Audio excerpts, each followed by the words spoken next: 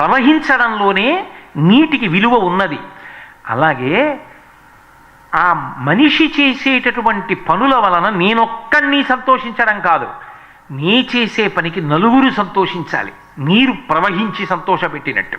అందుకు ఇలా ప్రవహిస్తున్న నీరు గుర్తు.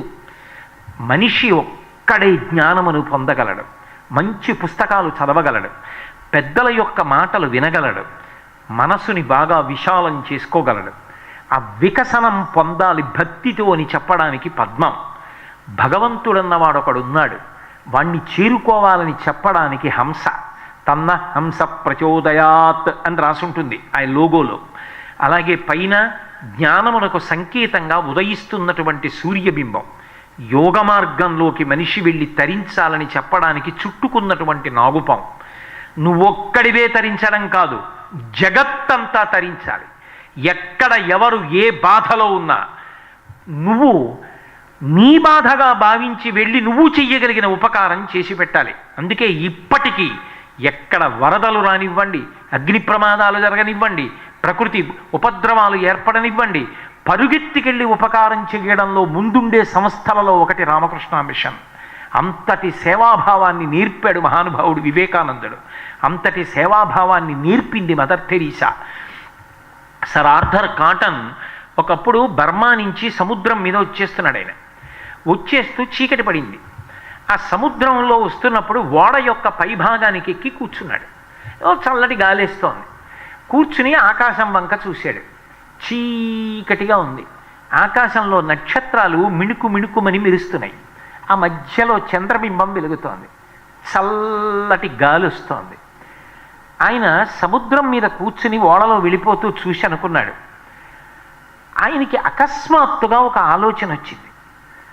నేను ఏదైనా ఒక చిన్న ఆనకట్ట కడితే ఇంతమందికి ఉపకారం చేశాను అనుకుంటానే, ఇన్ని నక్షత్రాల్ని రూపకల్పన చేసిన భగవంతుడు ఎంత కష్టపడి ఏర్పాటు చేశాడు. ఇంత పెద్ద భూమిని ఏర్పాటు చేశాడే, ఇన్ని నదులు ఇచ్చాడే, ఇన్ని సముద్రాలు ఇచ్చాడే, ఇన్నిటిని నిర్మించాడే, ఈ శరీరాన్ని ఏర్పాటు చేశాడు, ఈ బుద్ధిని ఇచ్చాడు. ఇన్ని ఇచ్చిన వాణ్ణి సంతోషపెట్టాలిగా. నాకెవడైనా ఉపకారం చేశాడనుకోండి, ఆయన సంతోషించేటట్టుగా నేను ఏమైనా చెయ్యాలిగా. మరి భగవంతుడు నాకు ఈ శరీరాన్ని ఇచ్చాడుగా, ఈ బుద్ధిని ఇచ్చాడుగా, వాక్కునిచ్చాడుగా, ఆయనేగా ఇన్ని నదులు సృష్టించాడు, ఆయనేగా ఈ భూమిని ఏర్పాటు చేశాడు, ఆయనేగా ఇన్నిసార్లు భూమి పండేటట్టు చేస్తున్నాడు. ఆయన సంతోషించడానికి నేనేం చెయ్యాలి అన్న ఆలోచన వచ్చింది కాటన్కి. వెంటనే ఆయన అనుకున్నాడు, నేను భగవంతుడు సంతోషించేటట్టు బ్రతకడం అంటే మనిషిగా బ్రతకడమే. మనిషిగా బ్రతకడం అంటే ఏమిటి? ఎవడెలా పోయినా నీ సంతోషిస్తే చాలు అని కాదు, ఎవడు కష్టంలో ఉన్నా ఆదుకోవడానికి నేను ముందుకెళ్ళడమే, అంతే. అది కాటన్ జీవితాన్ని మార్చేసింది. గబగబా ఓడలో కిందకెళ్ళాడు. కిందకెళ్ళి వాళ్ళ మత పవిత్ర గ్రంథాన్ని అడిగి తీసుకుని చదువుకున్నాడు. ఇక అక్కడి నుంచి మీరు కాటన్ జీవితాన్ని ఎప్పుడైనా ఆయన జీవితాన్ని పరిశీలించండి. ఎక్కడ ఎవరు ఆపదలో ఉంటే అక్కడికి వెళ్ళేవాడు. ఒకప్పుడు విశాఖపట్నంలో సముద్ర తీరంలో తిరుగుతున్నాడు. తుఫాను వాతావరణం, కొబ్బరి బొండాలు అరటిపళ్ళ గెలలతో ఓ మాదిరి నౌక వచ్చింది. ఆ కెరటాల్లో కొట్టుకుంటూ అది బండరాళ్ళకేసి కొట్టుకుంటోంది. కొంతమంది దొంగలు పెద్ద బృందం కింద ఏర్పడి దాని చుట్టూ నిలబడ్డారు. నిలబడి పెద్ద పెద్ద కేరింతలు కొడుతున్నాడు. ఎందుకని అంటే అది బద్దలైపోతే ఓడ, అందులో ఉన్న వాళ్ళందరూ పడిపోతే వీళ్ళ కర్రలు పెట్టి వాళ్ళని ఒడ్డెక్కకుండా చేసి ఆ కొబ్బరి బొండాలు అరటిపళ్ళ గెలలు తస్కరిద్దామని, దొంగతనం చేద్దామని. ఇంతకన్నా పశుతత్వం ఇంకొకటి ఉంటుందా? ఒక లేడిని వెంటాడిన పెద్ద పులిలా ఓడలో వాళ్ళు ఒడ్డుకి రావడానికి వీలు లేకుండా, వాళ్ళు దిగడానికి వీలు లేకుండా ఓడ బద్దలైపోయి మునిగిపోవడానికి వాళ్ళని కర్రలు పెట్టి అదిలిస్తున్నారా? ఓడ బద్దలైపోతే కొబ్బరి బొండాలు ఎత్తుకుపోదామని చూస్తున్నారా? నా ప్రాణం పోయినా పర్వాలా, భగవంతుడు సంతోషించేటట్టుగా నేను ప్రవర్తిస్తా. ఇప్పుడు నేను మనిషిగా బతకడానికి నాకు అవకాశం వచ్చిందని ఒక పెద్ద దుడ్డు కర్ర తీసుకుని వెళ్ళాడు కాటన్. పెద్ద పెద్ద కేకలేస్తూ ఒక్కడే వాళ్ళందరినీ అదిలించి వాళ్ళనందరినీ తరవడం మొదలెట్టాడు. ఎప్పుడైతే వాళ్ళ పక్షాన ఒకడు ఒడ్డును దొరికాడో వాళ్ళందరూ కూడా దిగొచ్చారు. దొంగలందరూ పారిపోయారు. ఏదో ఓడ దక్కింది. ఓడలో ఉన్న వాళ్ళందరూ పరమ సంతోషం పొంది కాటన్ దగ్గరికి వచ్చి కాటన్ అభినందించారు. కాటన్ పొంగిపోలేదు. చాలు, ఇవాళ నా జీవితంలో నేను భగవంతుడు సంతోషించేటట్టుగా బ్రతికా, చాలు నా జీవితానికి అనుకున్నాడు. ఆ తర్వాత కాటన్ ఆనకట్టలు కట్టినప్పుడు ఆయన పడినటువంటి కష్టం, ఆయన ఈ దేశంలో ఉన్న రైతులు సంతోషంగా ఉండాలని ఆయన పొందిన పరివేదన అనన్య సామాన్యం. ఆ తరువాతి కాలంలో ఒకప్పుడు ఆయన కోనసీమలో గోదావరి నది మించి పడవలో వెడుతూ ఒక ఒడ్డున దిగి నడిచి వెడుతున్నాడు. ఒక బ్రాహ్మణుడు సంధ్యావందనం చేస్తున్నాడు. సంధ్యావందనం చేస్తూ కాటన్ ఋషయే నమః అన్నాడు. ఆయనకి వినపడింది, ఆయనకి సరిగా అర్థం కాలేదు. ఏమిటి కాటన్ ఋషయే నమః అన్నాడు, ఏమిటి కాటన్ అన్న మాట అర్థమైంది నా పేరేనని, ఆ మిగిలింది ఏమిటో అర్థం కాలేదు. అక్కడ ఉన్న ఇంకొక ఆయన్ని పిలిచి అడిగాడు, ఆయన ఏమన్నాడని అడిగాడు.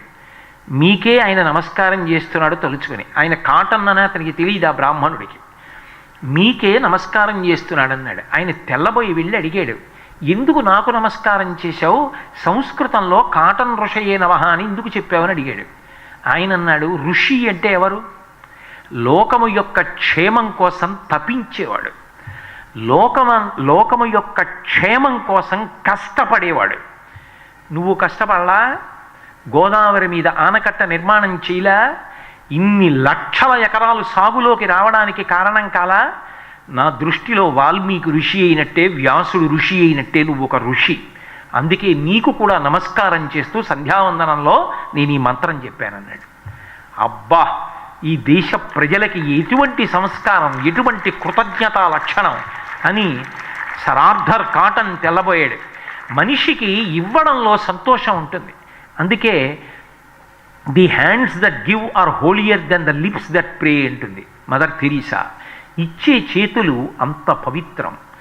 ఒకరి యొక్క కంటి నీరు తుడవడం కోసం ముందుకొచ్చిన చెయ్యి, ఓదార్చడానికి చేసిన ప్రయత్నం, తన చుట్టూ ఉన్న వాళ్ళకి ఉపకారం చెయ్యాలన్న తాపత్రయం మనిషిని మనిషిగా నిలబెడుతుంది. అలా బ్రతికిన వాడెవరో ఆయన మనిషి. ఫ్లారెన్స్ నైటింగేల్ దీపం పట్టుకుని, ఒక నర్స్ అయినప్పటికీ కూడా ఆమె రోగగ్రస్తులైన వాళ్ళు, యుద్ధంలో క్షతగాత్రులైన వాళ్ళకి సేవ చేయడం కోసం కష్టపడి ఎన్ని సంవత్సరాలు మంచం పట్టేసిందో తెలుసా ఆవిడ? 20 గంటల రోజుకి రోగుల్ని సేవ చేసేది అహరహం. అలా సేవ చేయడంలో ఆవిడ ఆరోగ్యం అంతా నశించిపోయి మంచాన పట్టేసింది. అయినా ఆవిడ బాధపడలేదు. మంచంలో ఉండి పుస్తకం రాసింది. నర్సుగా ఎలా ప్రవర్తించాలో ది హాస్పిటల్ అడ్మినిస్ట్రేషన్ అనో పుస్తకం రాసింది. ఆ పుస్తకం ప్రపంచమంతటి చేత ఆదరింపబడింది, ప్రఖ్యాతమైన అవార్డు అందుకుంది మంచం మీదుండి. ఆవిడ వెళ్ళిపోతుంటే హాస్పిటల్లో రోగులు ఆవిడ నీడ పడేది. చీకట్లో వెడుతున్నప్పుడు, ఇప్పుడు అలా దీపం వెలుగుతుంటే నేను వెడుతున్నాను అనుకోండి, నీడ పడుతుంది. అది జన్మ అంటే, అది జీవితం అంటే. ఫ్లారెన్స్ నైటింగేల్ హాస్పిటల్లో వెడుతుంటే ఆవిడ నీడ పడితే రోగులు అతి కష్టం మీద లేచి ఆవిడ నీడ ముద్దు పెట్టుకునేవారు. ఆవిడ్ని కాదు, ఆవిడ నీడని. ఆవిడ నీడ ముద్దు పెట్టుకున్నా చాలు, అంత సేవ చేసిన మహాతల్లి అని. అది జీవితం. ఎప్పటి ఫ్లారెన్స్ నైటింగేల్ ఇప్పటికీ తెలుసుకుంటారు. ఎక్కడో పుట్టింది మహాతల్లి, మార్గరెట్ ఎలిజబెత్ ఆవిడ పేరు. కానీ స్వామి వివేకానంద వెళ్ళి విదేశాల్లో ప్రసంగాలు చేస్తుంటే ఆకర్షితురాలైంది. నేను కూడా కష్టపడి సేవ చేస్తాను అంటే భారతదేశానికి రమ్మని ఆహ్వానించాడు వివేకానందుడు. భారతదేశానికి వచ్చి ఇక్కడి భాషలన్నీ నేర్చుకుంది.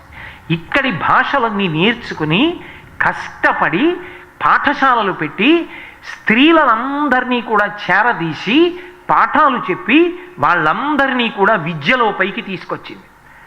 నిన్ను నువ్వు సమాజానికి నివేదన చేసుకున్నావు, అందుకు నీకు నివేదిత అని పేరు పెడుతున్నాను. నిన్ను సోదరి అని భారతదేశం గౌరవిస్తుందన్నాడు వివేకానందుడు. సిస్టర్ నివేదిత అని పిలవబడింది. అటువంటి తల్లి చిట్ట చివర అద్భుతమైన పుస్తకాలు రాసింది. ఆ పుస్తకాల మీద కొన్ని లక్షల రూపాయల రాయల్టీస్ వస్తాయని తెలిసి కూడా ఒక రూపాయి తాను తీసుకోకుండా తన జీవితంలో తాను బ్రతికుండగా, తన శరీర పతనము తర్వాత కూడా ఆ డబ్బంతా రామకృష్ణ మిషన్కి చెందాలి అని వీలునామా రాసి చిట్ట చివర డార్జిలింగ్లో శరీరాన్ని వదిలిపెట్టి భారతదేశపు మట్టిలో కలిసిపోయింది. ఎక్కడ పుట్టిన మార్గరెట్ ఎలిజబెత్, ఎక్కడి భారతదేశం, ఎక్కడి సిస్టర్ నివేదిత, ఏమి వివేకానందుడు, ఏమి ఈ దేశ చరిత్ర, ఎటువంటి మనుష్యులు! 10 మందిని బ్రతికించడం కోసం అంత కష్టపడినటువంటి మహానుభావులు. మీరు తప్పకుండా చూడాలి. కాటన్ మ్యూజియంకి వెళ్ళి చూడండి. ఆ ధవళేశ్వరం బ్యారేజ్ కిందే ఉంది. ఆ రోజుల్లో ఆయన కష్టపడి కట్టినటువంటి విషయాలకి సంబంధించిన మ్యూజియం. అలాగే డొక్కా సీతమ్మ గారు మహాతల్లి ఇప్పటికీ పి గన్నవరం అక్విడెక్ట్ దగ్గర ఆవిడ ఇల్లుంది. ఆవిడ ఉన్న ఇల్లు రాత్రి లేదు, పగలు లేదు, ఆకలితో ఎవరొచ్చినా సరే అన్నం పెట్టడమే ఆవిడ జీవితం. ఆవిడ జీవితం మొత్తం మీద ఒకే ఒక్కసారి అంతర్వేది తీర్థం చూడడం కోసమని బయలుదేరింది. పల్లకీలో వెడుతుంటే గోదావరి ఆనకట్ట మీదకి వచ్చేటప్పటికి పల్లకిని మోస్తున్నటువంటి బోయీలకి శ్రమ కలిగి పల్లకి దింపారు. దింపితే సీతమ్మ గారు అందులో కూర్చుని ఉంది. ఈలోగా అటుగా వెడుతున్నటువంటి ఒక పెళ్లి బృందం అవతల పక్కన విశ్రాంతి కోసం ఆగారు. అందులో ఒక పిల్ల ఏడుస్తోందమ్మా, ఆకలిస్తోందమ్మా అని.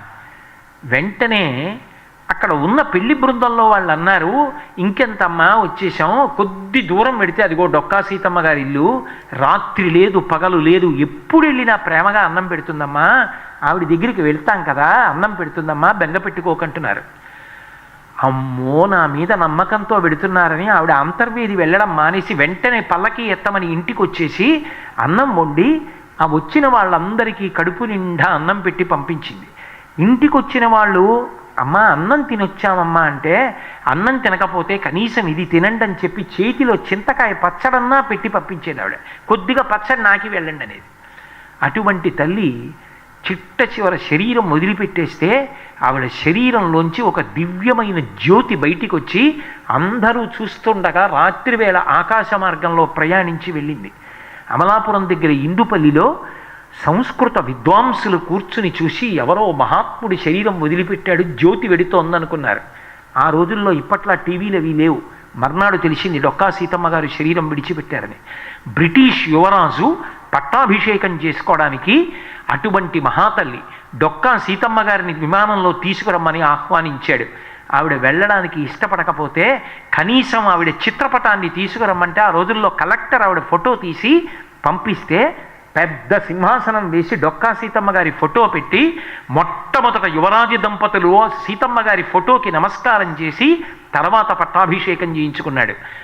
తూర్పుగోదావరి జిల్లాలో డొక్కా సీతమ్మ గారు అంతమందికి అన్నం పెట్టినటువంటి తల్లి. మీరు పిల్లలు, నా కోరిక ఒక్కటే, అబ్దుల్ కలాం గారు ఏది కోరుకున్నారో అటువంటి ప్రదేశాలు సందర్శించండి. అస్తమానం సినిమాలు కాదు, పరమ సంతోషంతో తీసుకెళ్తారు మీ అమ్మగారు నాన్నగారు. మీ నాన్నగారిని అడగండి, ఒక్కసారి డొక్కా సీతమ్మ గారి ఇల్లు చూపించమని అడగండి. ఆవిడ ఎంత కష్టపడి పొయ్యి మీద అన్నం వండి ఎంతమందికి పెట్టేదో మీరు ఇప్పటికీ ఆ పి గన్నవరం వెడితే కథలు కథలుగా ఆవిడ చేసినటువంటి మహోపకారాల గురించి చెప్తారు.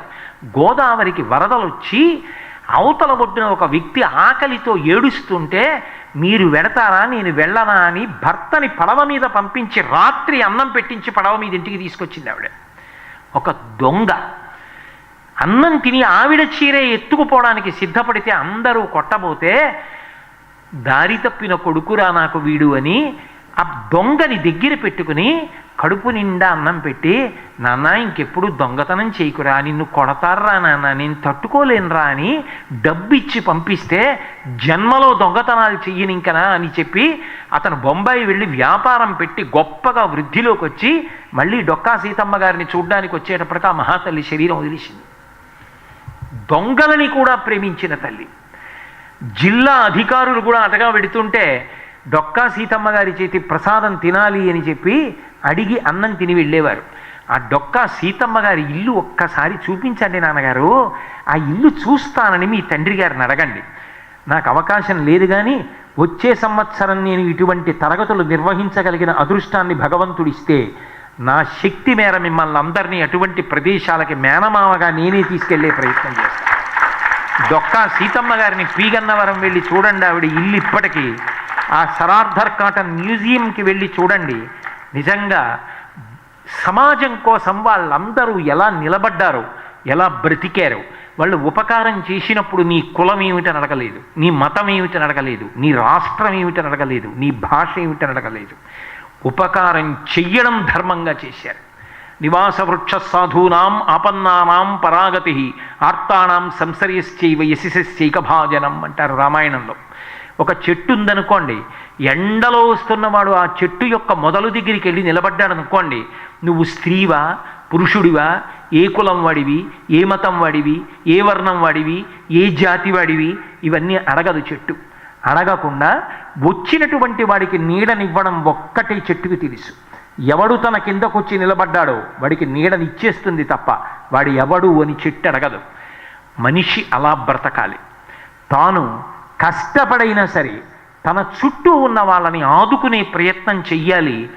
తన వలన ఒక్కడో నలుగురు రక్షింపబడి వృద్ధిలోకి వచ్చేటట్టుగా చెయ్యగలగాలి. అలా చేసిన జన్మ ఏదో అది జన్మ తప్ప కేవలం నేను బాగుండాలి అన్న భావనతో బ్రతకవద్దు. 10 మంది బాగుండాలి అనేటటువంటి భావనతో, అటువంటి సంకల్పంతో జీవనం చెయ్యండి అని మనకి ప్రబోధం చేస్తున్నారు. నేను తరచుగా ఈ మాటలు చెప్పడానికి కారణం ఏమిటంటే, ఈ ఉదాహరణలు కొన్నింటిని ప్రత్యేకంగా మళ్ళీ చెప్పడానికి కారణం ఈ జిల్లాకి వాళ్ళతో అనుబంధం ఉంది కాబట్టి. కాటన్ ఈ దేశం వాడు కాదు. అయినా గోదావరికి వరదలు వస్తే, ఒకప్పుడు కాకినాడ కూడా మునిగిపోయింది. గోదావరి వరదలు వస్తే జిల్లా అంతా ఎంత దెబ్బతింటోందో, ఆ గోదావరి మీద ఆనకట్ట కడితే ఎన్ని లక్షల మంది అన్నం తింటారో ఆలోచించి కదిలిపోయిన కాటన్ తనని బ్రిటిష్ ప్రభుత్వం అభిశంసిస్తుందేమో, ఉద్యోగం తీసేస్తుందేమో, శిక్ష వేస్తుందేమో అని కూడా భయపడకుండా నిర్భయంగా ఒక రిపోర్ట్ పంపిస్తూ ఒక విషయాన్ని రాశాడు. ఆ సెంటెన్స్ చదివితే మనకు ఆశ్చర్యం వేస్తుంది. సాటి మనుషుల్ని బ్రతికించడానికి అంత ధైర్యంగా రాశాడా అని. It is a disgrace to a civilised government అని రాశాడు. నాగరికత కలిగిన ఒక ప్రభుత్వానికి అప్రతిష్ట. మనం ఆ దేశపు సొమ్ము దోచుకుపోవడం కాదు, మనం ఆ దేశాన్ని పరిపాలిస్తున్నప్పుడు వరదలలో కొట్టుమిట్టాడుతూ ఒక పూట అన్నం తిని ఒక పూట అన్నం లేక ఏడుస్తున్న ఆ ప్రజలకి అదే గోదావరి నది మీద ఆనకట్ట కడితే ఆయన వ్రాసిన రిపోర్ట్ చదివితే అబ్బా ఏమి మానవత్వం కలిగిన మహానుభావుడు రా అనిపిస్తుంది. ఆయన అందులో కొన్ని విషయాలు రాశాడు. ఇంగ్లాండ్ స్కాట్లాండ్ కలిపి ఒక దేశం కింద పరిగణిస్తే వర్షం పడినప్పుడు ఆ భూమి ఎంత నీటిని తీసుకుంటుందో ఒక్క గోదావరి నది అంత నీటిని తీసుకుంటుంది. అలాగే నైల్ నది ఎంత నీటితో ప్రవహిస్తుందో, థేమ్స్ నది లండన్లో ఎంత నీటి ఒరవడితో ప్రవహిస్తుందో అంత నీటితో ప్రవహించే నది గోదావరి. అంతేకాదు, ధవళేశ్వరం దగ్గరికి వచ్చిన తరువాత వశిష్ఠ వైనతేయ అని రెండుగా విడిపోయి ప్రవహిస్తోంది. దానికి ఆనకట్ట కట్టి కాలవలు తవ్వితే ఎన్ని ఊళ్ళకి వెళ్ళి సస్యశ్యామలమై 3 పంటలు పండి ఇక్కడ పంటిన ధాన్యంతో రాష్ట్రం దేశం బతుకుతుంది. ఇన్ని కోట్ల మందిని బతికించవలసినటువంటి ప్రభుత్వం వాళ్ళ పట్ల ఆదరణ లేకుండా ఆనకట్ట కట్టకుండా బ్రతకడం, అలా ప్రవర్తించడం, it is the disgrace to a civilised government అని రాసి ఆయన చెన్నై రిపోర్ట్ పంపిస్తే ఆ రోజుల్లో బ్రిటిష్ అధికారులే చదివి ఆశ్చర్యపోయి వెంటనే అప్రూవ్ చేసి బ్రిటన్ పంపిస్తే దానికి సంబంధించిన నిధులు విడుదలైతే అంత కష్టపడి ఆనకట్ట కట్టాడు. ఆయన పెట్టుకోలేదు పేరు. ఆయన చేసినటువంటి త్యాగానికి సర్ ఆర్థర్ కాటన్ బ్యారేజ్ అని పేరు వచ్చింది. కేవలం నీటికి ఆనకట్ట కాదు, తూర్పు పశ్చిమ గోదావరి జిల్లాల మధ్య వారధిని, దాని మీద రహదారిని ఏర్పాటు చేశాడు. ఒక్కసారి మీరు వెళ్ళండి ఆ ఆర్థర్ కాటన్ బ్యారేజ్ మీదకి. దాదాపు 4-5 మైళ్ళ విస్తీర్ణం అక్కడ గోదావరి, అంత వెడల్పుగా ప్రవహిస్తుంది. దాని మించి వెళ్ళడానికి రోడ్డు, అక్కడ అంత గొప్ప ఆనకట్ట కట్టాడు. ఈ దేశం వాడు కాదు, అయితేనే కాటన్ ఋషయే నమః అని సంధ్యావందనంలో నమస్కారాలు పుచ్చుకున్నాడు. మహానుభావుడు తాను ఏ దేశంలో ఉన్నాడో ఆ దేశంలో ఉన్నటువంటి ప్రజలందరూ సంతోషించాలి, వాళ్ళందరి ఆకలి తీరాలి, అన్ని ప్రాణులు సంతోషంగా ఉండాలి అని అంత కష్టపడ్డాడు.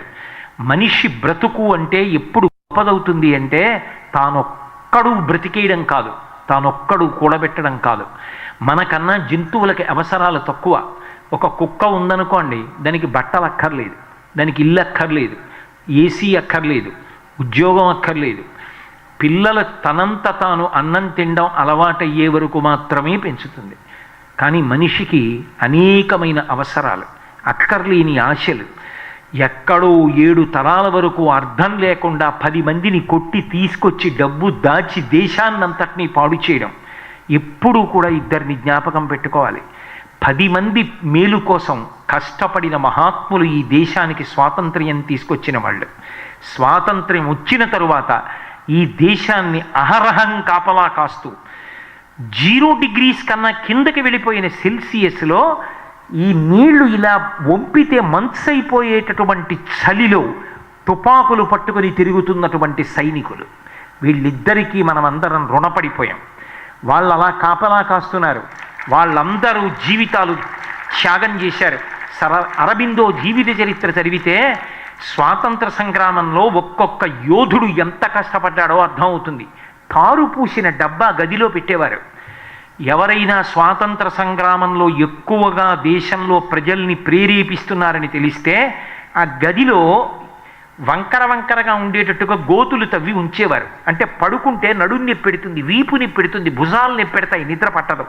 2 కంబళ్ళు ఇచ్చేవారు. అల్యూమినియం పాత్ర అక్కడ పెట్టేవారు. అందులోకి వేడి వచ్చేస్తుంది. ఎండాకాలంలో ఎండంతా గదిలోకి వస్తుంది, ఫ్యాన్ ఉండదు, అస్సలు గాలి ఆడదు, ఎండ మాత్రం వస్తుంది.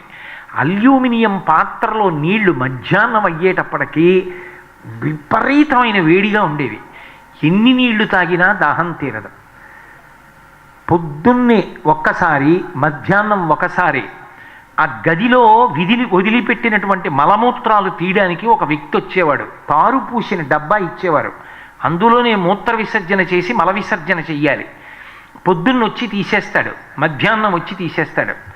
మధ్యాహ్నం నుంచి మరునాటి ఉదయం వరకు పొరపాటున కడుపులో ఏదైనా బాగుండక మల విసర్జన చేస్తే మళ్ళీ ఆ మలాన్ని మరునాడు పొద్దున్న తీసే వరకు తన గదిలోనే ఉంటుంది.